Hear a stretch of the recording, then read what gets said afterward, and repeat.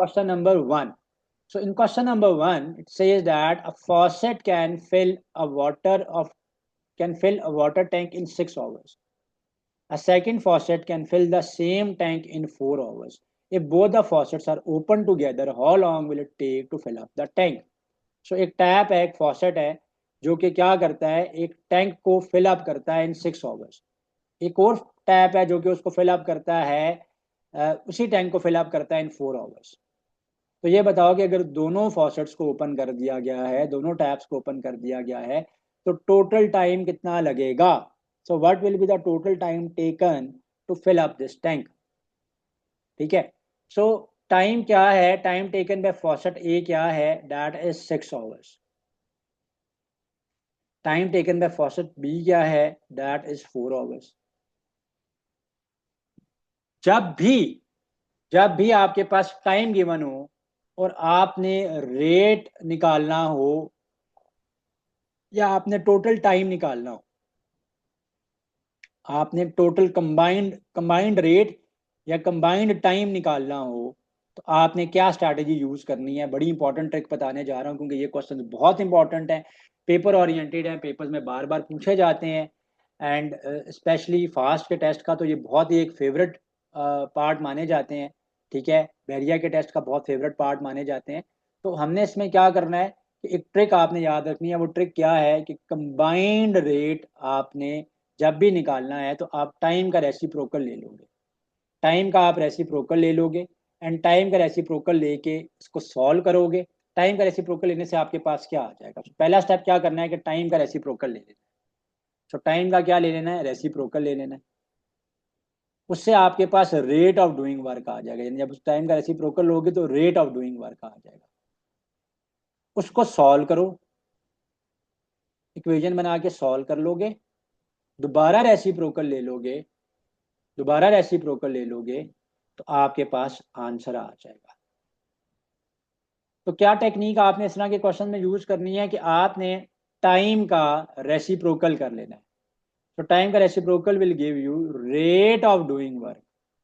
You will solve it as per the statement, जो कि यहाँ पे क्योंकि ये वर्ड प्रॉब्लम की फॉर्म में क्वेश्चन आएगा, तो स्टेटमेंट की जो डिमांड है उसके मुताबिक इक्वेशन को सॉल्व करोगे. इसमें सिंगुलर इक्वेशन ही बनेगी.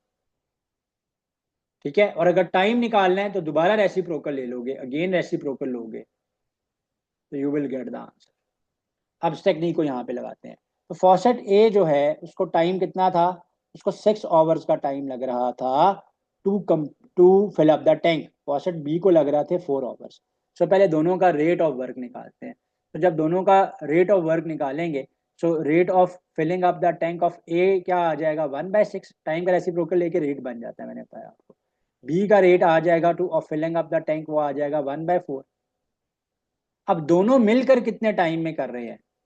तो जब दोनों मिलके काम कर रहे हैं, बोथ आर वर्किंग टुगेदर. ठीक है, both the faucets are open, ये स्टेटमेंट है ना कि both the faucets are open together, how long will it take? तो अब कितना टाइम लगेगा? इसका मतलब है, लॉन्ग का मतलब है कि अब हमने टाइम बताना है, हमने टाइम बताना है. इस सिचुएशन में क्या करेंगे कि हम इसको क्या करेंगे कि हम ऐड करेंगे, क्योंकि पहले का भी आपका रेट ऐड होगा ऑफ डूइंग वर्क, वो भी यूज हो रहा है, दूसरे का भी हो रहा है, तो ऐड होगा. टुगेदर में चीजें ऐड होती हैं. एंड दोबारा रेसिप्रोकल ले लेंगे, टाइम आ जाएगा.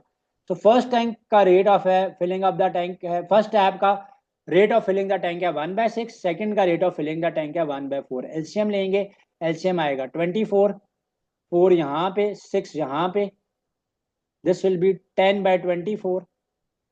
तो ये दोनों का rate of filling up the tank है. तो रेट को दोबारा रेसिप्रोकल ले लेंगे तो टाइम आ जाएगा. रेट का दोबारा हम रेसिप्रोकल ले लेंगे तो टाइम आ जाएगा. जब रेसिप्रोकल लेंगे टाइम आएगा, जिसमें दोनों कंबाइंड, दोनों टुगेदर वर्क करें. टी सी मैंने इसको इसलिए नाम दिया है, कंबाइंड है ना, इसलिए दोनों को ऐड किया मैंने यहाँ पे. ठीक है. तो दिस इज 24/10 हो जाएगा एंड 24/10 इज 2.4. जब एक जीरो होगा तो आपने याद रखना है कि राइट साइड से एक डिजिट पॉइंट मूव करेगा. तो 2.4 आवर्स में दोनों मिलकर इसको फिलअप करेंगे. ऐसे क्वेश्चन जहां पे रेट ऑफ डूइंग वर्क है, और बड़े फेवरेट क्वेश्चन हैं आपके टेस्ट में, बहुत दफा पूछा जाता है ये सवाल.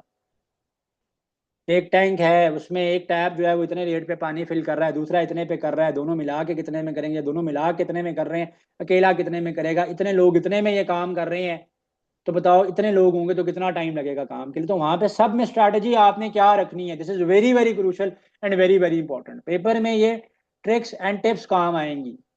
ठीक है, तो टाइम का रेसिप्रोकल लोगे, रेट ऑफ डूइंग वर्क आएगा, रेट ऑफ डूइंग वर्क को स्टेटमेंट के मुताबिक सॉल्व करोगे, ऐड करना है सब्ट्रैक्ट करना है, देख लेना है, एलसीएम लेके ऐड सब्ट्रैक्ट ही हो रही होते हैं यूजुअली।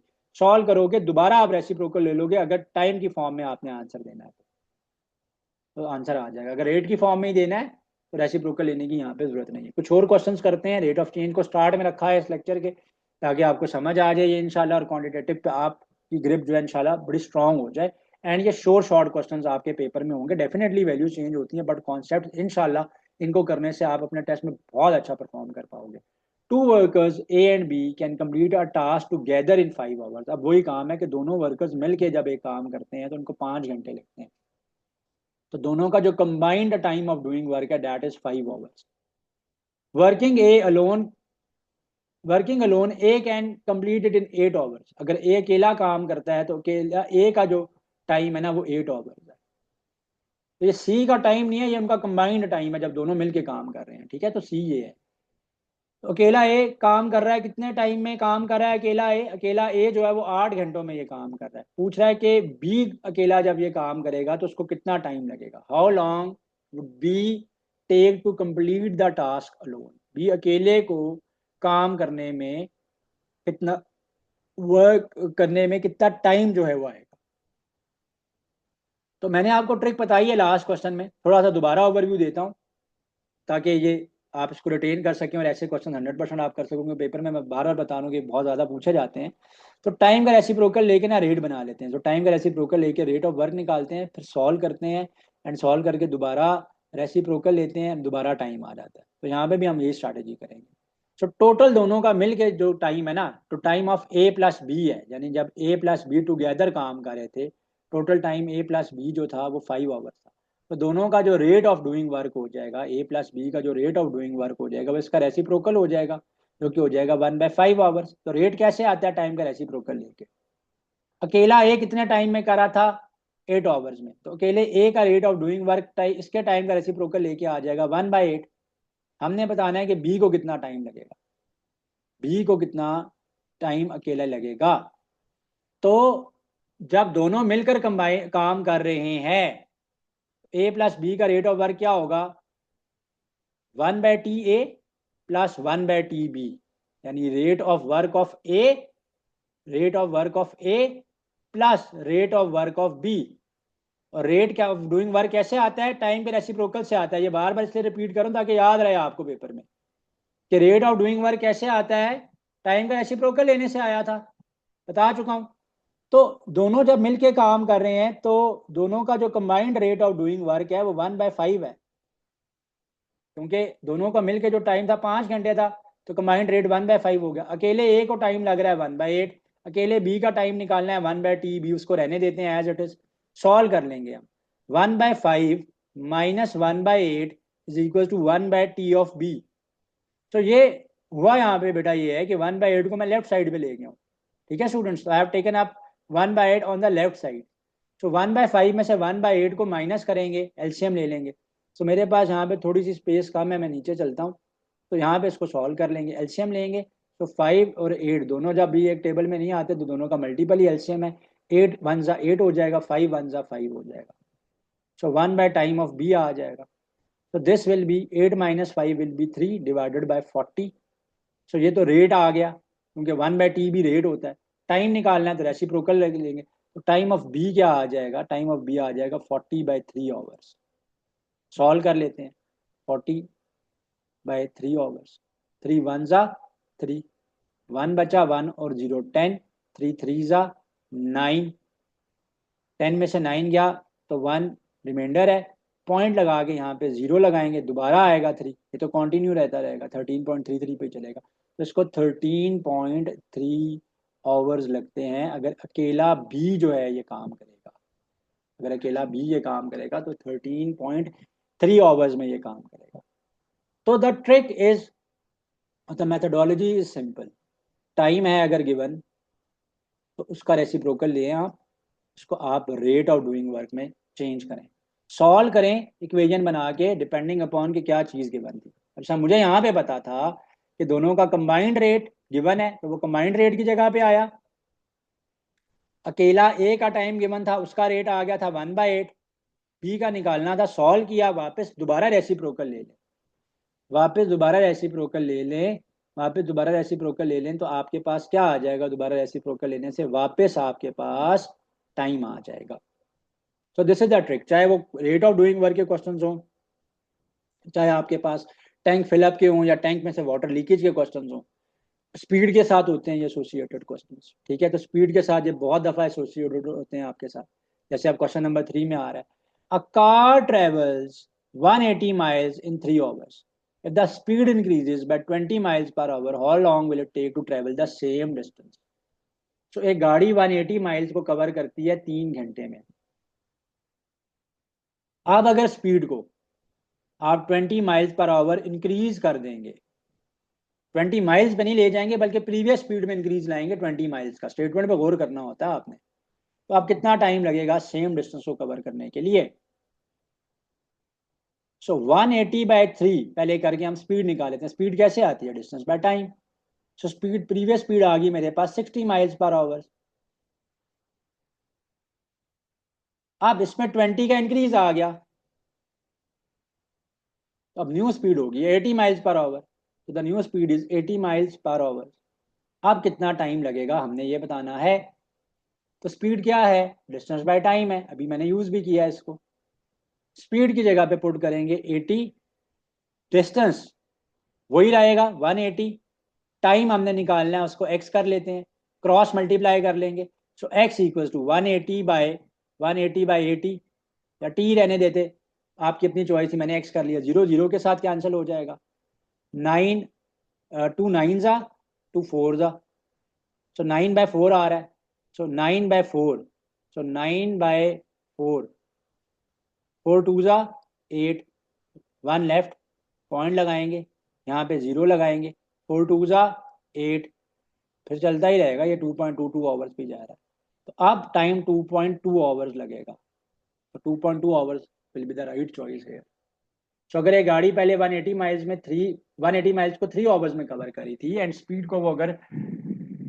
को अगर वो इंक्रीज कर देती है विद 20 माइल्स पर आवर का इंक्रीज ले आती है अपनी स्पीड में, तो अब उसको टोटल टाइम 2.2 आवर्स का रिक्वायर है to complete the same distance.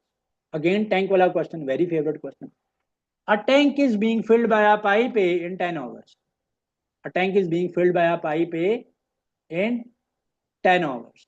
तो रिपीटेडली ये क्वेश्चन इसलिए एडेड है ताकि रिगरस प्रैक्टिस करेंगे तो आप एक ही गो में, वन ही गो में इंशाल्लाह अपने क्वांटिटेटिव में इन क्वेश्चन को 100% कर लोगे, एंड सारा क्वांटिटेटिव आपका इन लेक्चर से कवर अप हो जाएगा इंशाल्लाह।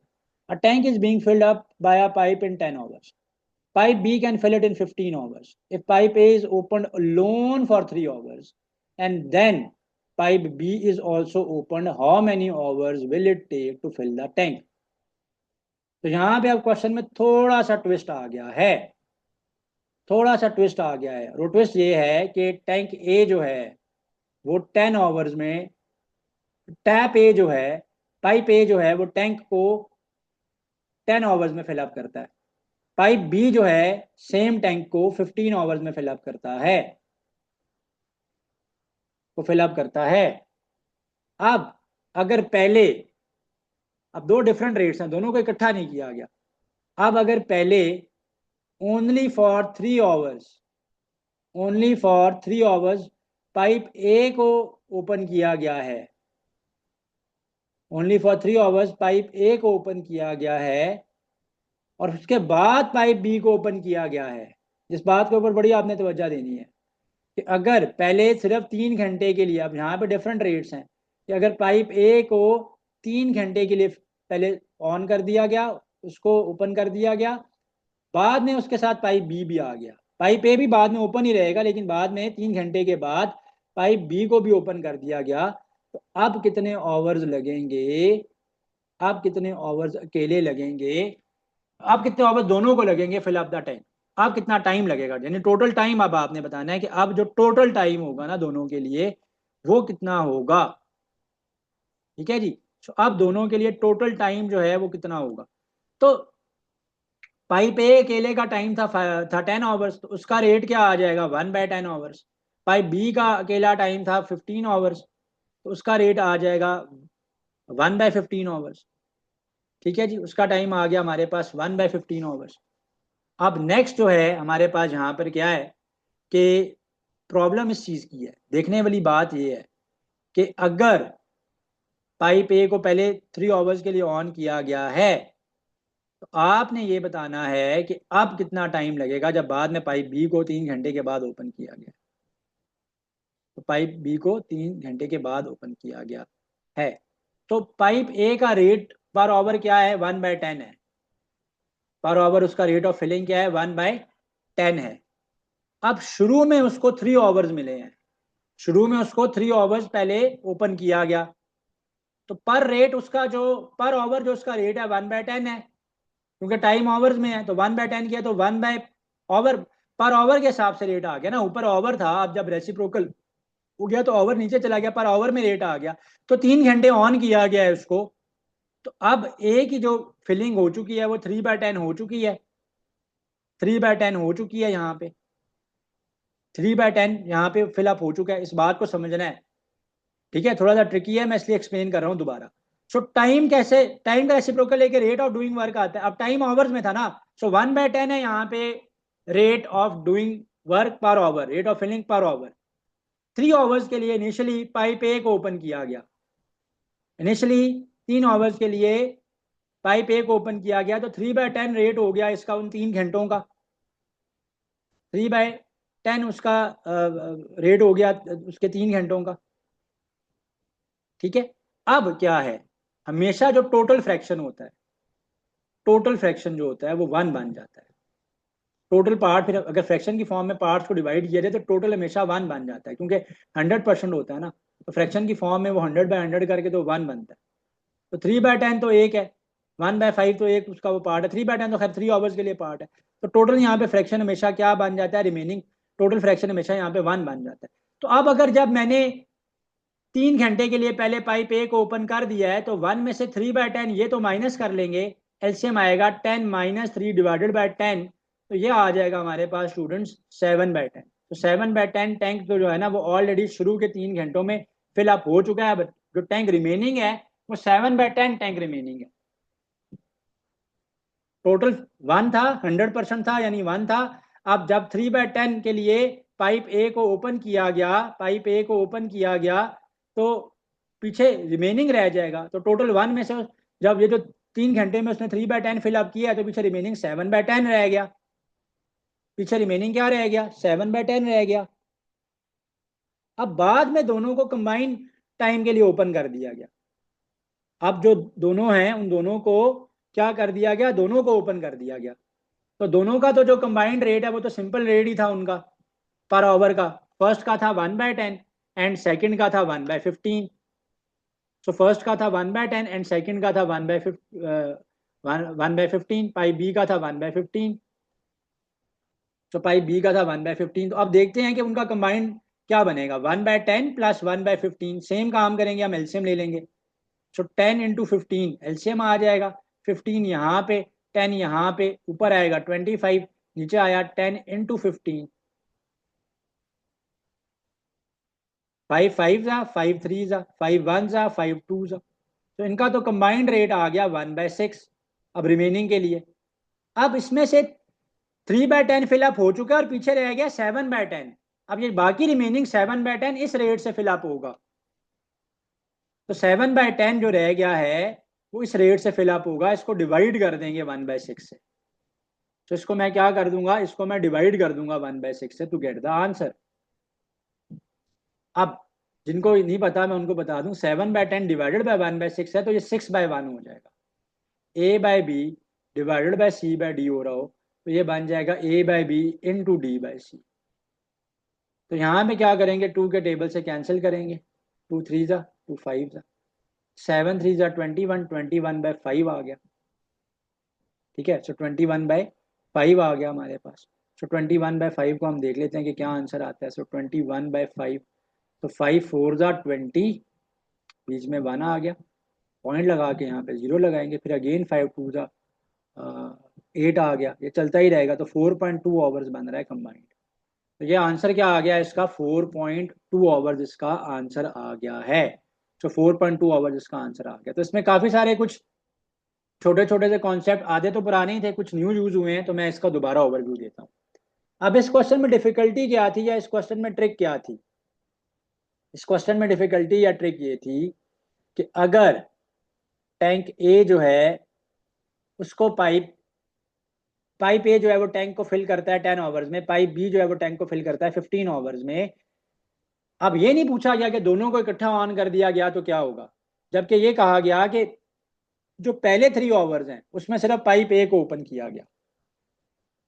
अब इतनी सी स्टेटमेंट ने ना इस सारे क्वेश्चन के अंदर कंफ्यूजन क्रिएट की कि पाइप ए को ओपन किया गया अकेला 3 घंटों के लिए,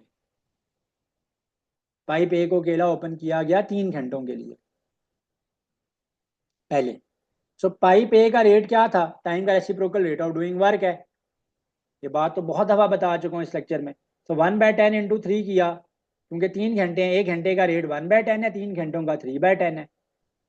अब कितना और टाइम लगेगा टैंक को फिलअप करने के लिए, जब पहले 3 घंटों के बाद दोनों को ऑन कर दिया। तो पहले 3 घंटों में तो सिर्फ 3/10 फिलिंग रेट है, तो टोटल इसकी फिलिंग थी 1। फ्रैक्शन टोटल हमेशा 1 होता है। 1 में से 3/10 को माइनस किया तो रिमेनिंग टैंक कितना रह गया था, ये रिमेनिंग रह गया था। तो रिमेनिंग को भी साइड पे रख देते हैं, कितना भरना है। लेकिन अब रिमेनिंग के लिए दोनों को ऑन कर दिया। जब दोनों को ऑन किया तो दोनों का कंबाइंड रेट यूज होगा ना, जो हमने प्रीवियस क्वेश्चन में भी ऊपर यूज किया, जो कि है 1/10 प्लस 1/15। एलसीएम ले लिया हमने इसका, सॉल्व कर लिया इसका, तो आंसर आया मेरे पास इसका 1/6। तो बाकी जो रिमेनिंग टैंक है उसकी फिलिंग रेट जो है 1/6 है, उसको भरने का रेट 1/6 है, 1/6 है। तो अब रिमेनिंग टैंक था 7/10, उसको डिवाइड कर लेंगे, जो अब रेट अब उसका फिलअप करने का है। तो 7/10 बाय 1/6, तो डिवाइड के नीचे डिवाइड हो तो रेसिप्रोकल लेके मल्टीप्लाई कर देते हैं, ये काम हुआ यहाँ पे। फिर कैंसिल हुए, 7 3 जा 21, 21/5, 21/5 को डिवाइड किया, आंसर आ गया 4.2 आवर्स। तो यहाँ पे आंसर आया है मेरे पास 4.2 आवर्स। तो 4.2 hours is the correct answer है। थोड़ा सा ट्रिकी था मैं मानता हूँ, थोड़ा सा तो नहीं था, थोड़ा सा मतलब टाइम ले गया ये क्वेश्चन, लेकिन अगर थोड़ा सा ट्विस्ट आ जाएगा तो देख लेना है कि क्या है क्या नहीं है, क्योंकि ये पास्ट पेपर्स में इस तरह का क्वेश्चन था, वैल्यू चेंज हो सकती है। An oven bakes 12 cookies in 5 minutes. How many cookies can it bake in 1.5 hours? सो एक अवन है जो कि 12 कुकीज को बेक करता है in 15 minutes. How many cookies can it bake in 1.5 hours? So this is simple. 12 cookies 15 minutes में bake होती हैं, कितनी कुकीज 1.5 आवर्स में बेक होंगी? तो पहले तो 1.5 आवर्स को टाइम में कन्वर्ट कर लेते हैं, 1.5 को 60 से मल्टीप्लाई करेंगे तो टाइम आ जाएगा। कैलकुलेटर अलाउ नहीं होता तो क्विकली कैसे करेंगे, 61 जा 60, हाफ आवर में 30 मिनट्स होते हैं, तो टोटल मिनट हो गए 90। जब भी रेशोज या प्रोपोर्शन हो या रेट ऑफ चेंज हो तो यूनिट्स को सबसे पहले सेम बनाना है। सो यूनिट्स को सबसे पहले आपने सेम बनाना है।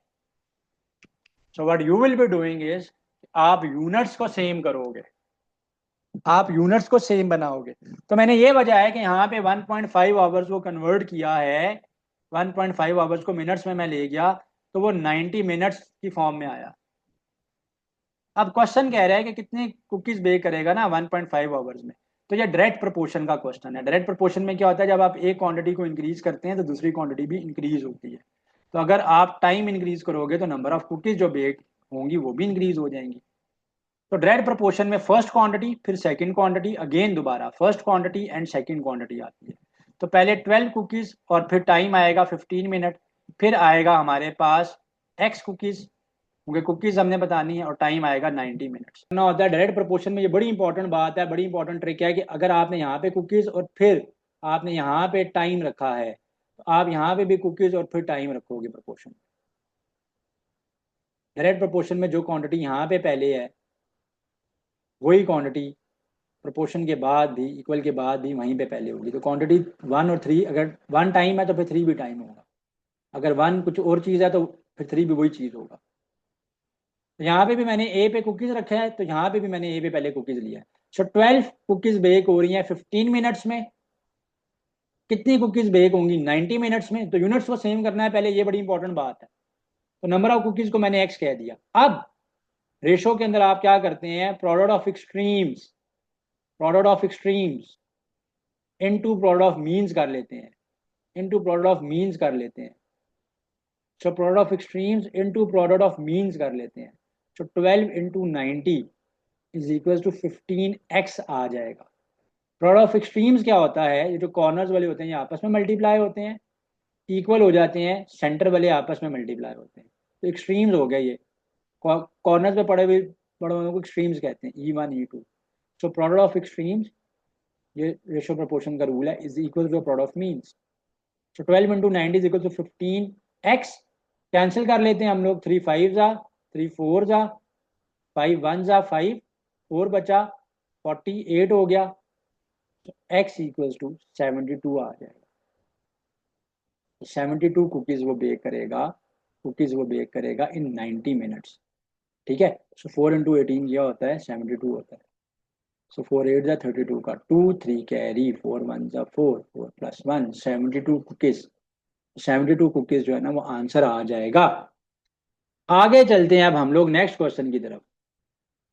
ठीक है। अ train travels 300 miles at a speed of 60 miles per our. The train had gone 12 miles per our faster, how many minutes would less would have taken the trip. Same question है, same question है जैसा हमने पहले किया कि जिसमें एक गाड़ी की स्पीड को इंक्रीज कर दिया गया था। तो एक ट्रेन ने 30 माइल्स का 300 माइल्स का डिस्टेंस कवर किया है 60 माइल्स पर आवर की स्पीड से। अब वो कह रहा है कि अगर वो 10 माइल्स ज़्यादा की स्पीड से चलेगी, 10 माइल्स ज़्यादा की स्पीड पे चलेगी, तो कितने मिनट्स उसको अब कम लगेंगे। तो स्पीड क्या होती है, डिस्टेंस बाय टाइम। तो स्पीड है 60, डिस्टेंस कितना है 300 माइल्स। तो पहले देखते हैं शुरू में उसको कितना टाइम लगा। तो टी क्रॉस मल्टीप्लाई कर लेते हैं, 300 T1 कह देते हैं इसको। 300 डिवाइडेड बाई 60 करेंगे, 0 0 के साथ, 6 1 जा एंड 6 5 जा। तो अर्लियर उसको कितना टाइम लगा, 5 आवर्स लगे हैं, 5 आवर्स लगे हैं उसको। हमने टाइम मिनट्स में बताना है, ये देख लेना। अब अगर वो 10 माइल्स फास्टर चलती है, यानी 10 माइल्स फास्टर का मतलब क्या है, अब जो उसकी स्पीड है, अब जो उसकी स्पीड है वो 60 में 10 का इंक्रीज करके 70 माइल्स पर आवर हो गई है। तो डिस्टेंस तो उतना ही है 300। टाइम देखते हैं आप कितना लगेगा, स्पीड अप हो गई है 70 की। क्रॉस मल्टीप्लाई करके पहले T2 की वैल्यू निकालते हैं जो कि आएगी 300 बाय 0 0 के साथ कैंसिल एंड 30 डिवाइडेड बाय 7 होगा। 7 4 जा 28, 2 बचेगा, पॉइंट लगा के यहाँ पे 0 लगाएंगे, 7 2 जा 14 आएगा। ठीक है। तो 4 पॉइंट ये 2 बचा था, 0 लगाया, तो 7 4 जा तो 4.2 आवर्स आ रहे हैं। पहले जो टाइम है वो 5 आवर्स है, अब जो टाइम लगा है वो 4.2 आवर्स लगा है। सो 5 में से 4.2 को माइनस करेंगे, 0.8 आ जाएगा। तो इसका मतलब है 0.8 आवर्स कम लगे हैं अब उसको। जब 0.8 आवर्स कम लगे हैं, लेकिन हमने टाइम मिनट्स में बताना था कि कितने मिनट्स उसको कम लगे हैं, तो 0.8 को मिनट्स में कन्वर्ट कर लेंगे 60 से मल्टीप्लाई करके। 0 8 जा 0 0 0 जा 0 क्रॉस 6 8 जा 6 8 जा 48, 48 का 8 4 कैरी 6 0 जा 0 0 में 4 ऐड हो जाएगा, 4 आ जाएगा, 0 8 एंड। सो एक डिजिट के बाद पॉइंट था गिवन नंबर्स में, तो यहाँ पे भी एक डिजिट के बाद पॉइंट आ जाएगा। तो 48.0 हो जाएगा जो कि 48 बनेगा। तो अब उसको 48 मिनट्स लेस रिक्वायर है। तो 48 मिनट्स उसको अब कम लगेंगे as compare to the previous speed जब वो 60 की स्पीड पे चल रहा था। Group of 4 people can paint a house in 12 days, how many people are needed to paint the house same house in 6 days. अब एक ग्रुप ऑफ पीपल है जो कि क्या करते हैं, 4 लोगों का ग्रुप है जो कि घर को 12 डेज में पेंट कर रहा है। कितने लोग हमें रिक्वायर हैं उस घर को पेंट करने के लिए, सेम घर को पेंट करने के लिए 6 डेज में। ऐसे क्वेश्चन को सॉल्व करने की ट्रिक ये है कि आप सबसे पहले चेक करो कि क्या यहाँ पे इनडायरेक्ट रिलेशनशिप है, एंड यूजली इनमें इनडायरेक्ट रिलेशनशिप ही होता है। इनडायरेक्ट रिलेशनशिप क्या है, या इनडायरेक्ट या इन्वर्सली प्रोपोर्शनल क्या है, जिसको आप इन्वर्सली प्रोपोर्शनल कहते हैं बेसिकली। सो इन्वर्सली प्रोपोर्शनल ये क्या है कि एक क्वांटिटी को इंक्रीज करने पे दूसरी क्वांटिटी डिक्रीज होती है। तो अगर नंबर ऑफ पीपल इंक्रीज करेंगे तो number of days taken to paint the house reduce हो जाएंगे। ठीक है, सो नंबर ऑफ पीपल अगर आप इंक्रीज करेंगे तो number of days required to paint क्या हो जाएगा, रिड्यूस हो जाएगा। सिमिलरली अगर आप इसको नंबर ऑफ पीपल जो है वो कम कर देंगे तो डेज जो है वो ज़्यादा हो जाएंगे। इनवर्स रिलेशनशिप है। इनवर्स में एक क्वांटिटी इंक्रीज करने पे दूसरी डिक्रीज होती है, एक डिक्रीज करने पे दूसरी इंक्रीज होती है। आगे क्वेश्चन में स्ट्रैटेजी क्या रखनी है कि जब भी inversely proportional and usually inversely proportional होते हैं तो आप क्या करोगे कि जो गिवन डेटा है ना उसको आपस में आपने मल्टीप्लाई करवा देना है। जैसे यहाँ पर है कि a group of 4 people can paint a house in 12 days, तो ये गिवन डेटा है कि 4 लोग 12 दिनों में घर को पेंट कर रहे हैं। सो गिवन डेटा को आपस में मल्टीप्लाई कर लेंगे हम, 4 इंटू 12 डिवाइड कर लेंगे हम इसको। How many people are needed to paint the same house in 6 days, 6 days में पेंट करने के लिए कितने लोग चाहिए। तो नंबर ऑफ डेज अगर 6 लोगों में हम पेंट करना चाहते हैं तो कितने पीपल हमें चाहिए। तो इसमें क्या करना है, हमेशा गिवन डेटा को मल्टीप्लाई करवा लेना है, आज डेटा से डिवाइड करवा लेना है, आज डेटा से डिवाइड कर लेना, you will get the answer. Cancel कर लेते हैं अब हम इसको, 2 2 जा 2 3 जा 3 1 जा 3 4 जा 4 2 जा 8। So 8 men are required if we want to paint the house in 6 days. So let us move on to question number 8. Question number 8 में कह रहा है कि अब bakery sells 3 cakes every 40 minutes. एक बेकरी जो है वो 3 केक सेल करती है कितने टाइम में, 40 मिनट्स में। At this rate how many cakes are sold in 8 hours, कितने केक्स 8 घंटों में सेल आउट होंगे। तो सबसे पहले अब ऐसी सिचुएशन में क्या करना है कि वही बात है कि भाई गिवन डेटा को मल्टीप्लाई तो कर सकते हैं और आज डेटा से डिवाइड भी कर सकते हैं, तो वो काम भी हम कर सकते हैं। लेकिन यहाँ पे एक इशू है। इशू यहाँ पे ये है कि जो केक सेलिंग टाइम है that is given in minutes, that is given in minutes and the time asked is given in hours. तो जब भी रेशो निकालनी है, तो पहले भी क्वेश्चन में बता चुका हूँ कि जब भी रेशो या प्रोपोर्शन का क्वेश्चन है सबसे पहले यूनिट्स को आपने सेम करना होता है। तो यूनिट्स को आपने सेम करना होता है, यूनिट शुड बी सेम। अब ये मिनट्स हैं, ये आवर्स हैं, तो इन आवर्स को भी मिनट्स में ले जाएंगे। सो एक आवर में 60 मिनट्स होते हैं, तो 8 इंटू 60 कर लेंगे, ये टोटल 480 मिनट्स आ गए। ये 480 मिनट्स आ गए। And these are direct quantities. Direct quantities कैसे, सेल्स और टाइम। अगर टाइम ज़्यादा होगा तो सेल्स भी ज़्यादा होंगे, क्योंकि 40 मिनट्स में 3 केक हैं, तो टाइम बढ़ाते जाओगे तो नंबर ऑफ केक सोल्ड भी ज़्यादा होगा। तो डायरेक्ट क्वांटिटीज है। तो डायरेक्टली प्रोपोर्शनल को कैसे सॉल्व करना है, लास्ट क्वेश्चन में तो इन्वर्सली प्रोपोर्शनल की ट्रिक बताई थी। वो ट्रिक क्या थी, इन्वर्सली प्रोपोर्शनल में जो भी आपके पास गिवन डेटा है उसको मैंने क्या किया था, उसको मैंने मल्टीप्लाई करवा लिया था और आज डेटा को मैंने डिवाइड कर लिया था। आई गॉट द आंसर के जी 8 men are required to paint the house. अब यहाँ पर क्या है, डायरेक्ट डेटा, डायरेक्टली रिलेटेड है एक दूसरे के, डायरेक्टली प्रोपोर्शनल है एक दूसरे के। तो they are directly proportional to one another. तो they are directly proportional to one another.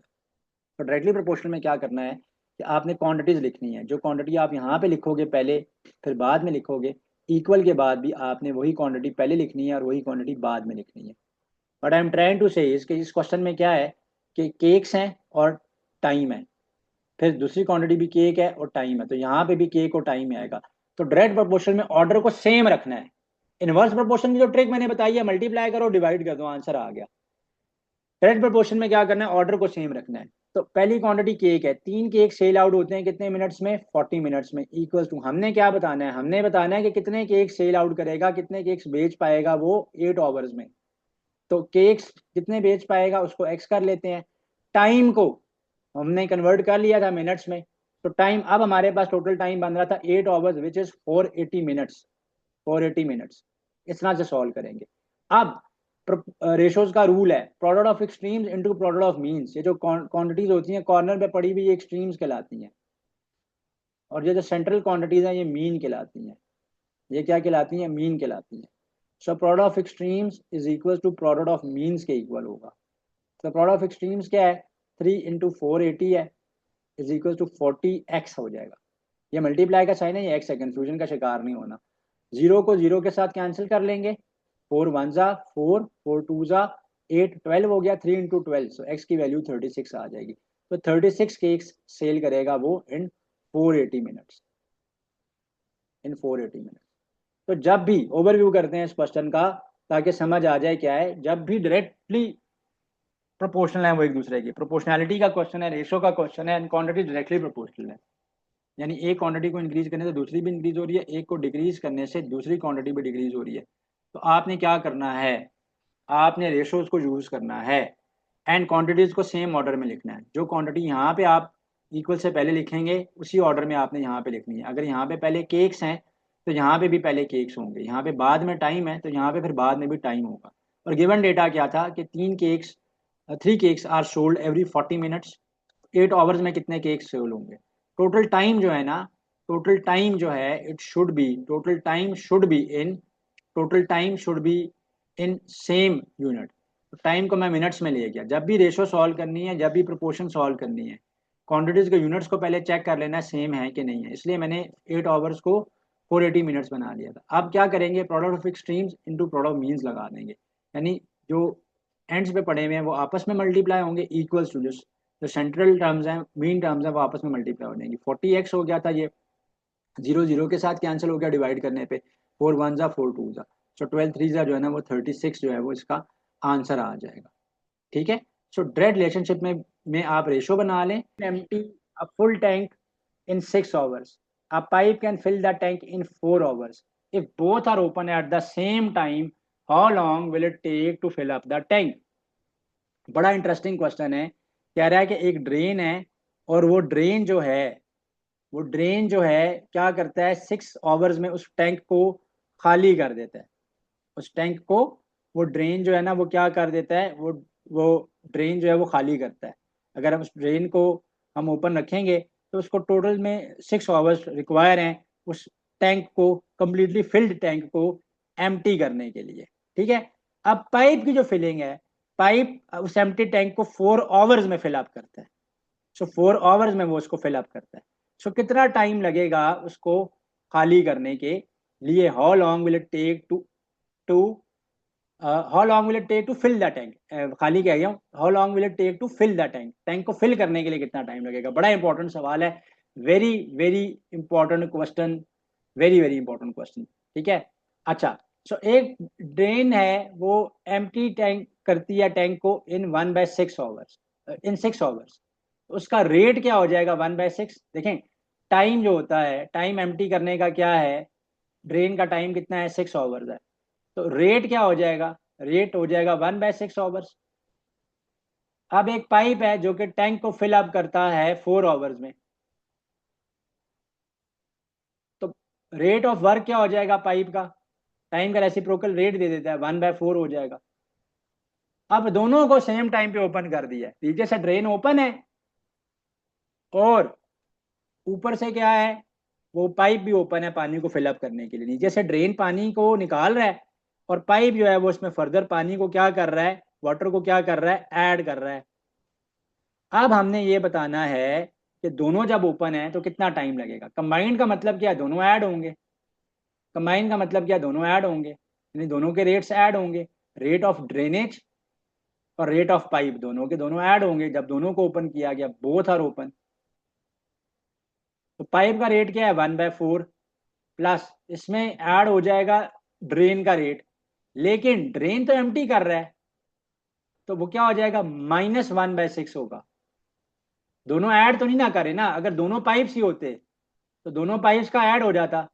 अब एक ड्रेन है, एक एक ड्रेन है, ये 1/6 वाला ड्रेन है तो वो माइनस होगा।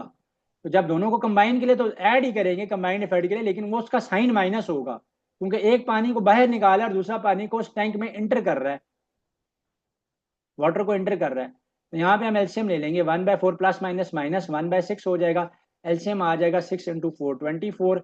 यहाँ पे 6 माइनस 4 ऊपर आएगा, 2 नीचे आएगा 24।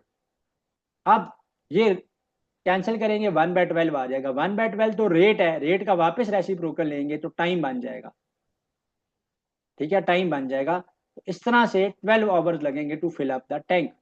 12 hours will be required to fill up the tank. मैंने क्या स्ट्रैटेजी रखी है, उन्हीं क्वेश्चन की स्ट्रैटेजी रखी है जो कि मैंने स्टार्टिंग में बताए थे, कि जब भी आपके पास टाइम गिवन हो तो टाइम का आप क्या कर लें, रेसिप्रोकल ले लें, आपके पास रेट ऑफ डूइंग वर्क आ जाएगा। आप इसको सॉल्व करें डिपेंडिंग अपॉन के दोनों का निकालना है, एक का निकालना है, और आपके पास दोबारा रेट आ जाएगा, कंबाइंड रेट आ जाएगा। दोबारा रेसिप्रोकल ले लें, टाइम आ जाएगा। सो ये पर्पल में मैं हाईलाइट कर रहा हूँ कि ये रेसिप्रोकल लिया गया था टाइम से या रेट पे जाने के लिए। तो यहाँ पे यही काम था। पहला जो ड्रेन है वो 6 आवर्स में उसको ड्रेन करती है, तो उसका रेट क्या आ जाएगा, 1/6। पाइप फिल करता है 4 आवर्स में, उसका रेट क्या आ जाएगा, 1/4। दोनों को ऑन कर दिया, नीचे से ड्रेन भी ओपन है और ऊपर से पाइप भी ओपन है, लेकिन क्योंकि दोनों ऑपोजिट काम कर रहे हैं इसलिए माइनस होंगे। जब कंबाइंड का मतलब है माइनस होंगे। एलसीएम लिया, 1/12 आया। 1/12 का मतलब क्या, ये तो रेट है, रेट का दोबारा रेसिप्रोकल ले लेंगे। रेसिप्रोकल ले लेंगे तो क्या आ जाएगा, रेसिप्रोकल लेने पे ये टाइम आ जाएगा। रेसिप्रोकल लेने पे ये क्या आ जाएगा, टाइम आ जाएगा। तो टाइम आ जाएगा। तो 6 माइनस 4 डिवाइडेड बाई 24, तो ये तो 1/12 आ गया। ठीक है, और 1/12 का जब रेसिप्रोकल लिया तो 12 आवर जो है वो टाइम आ गया।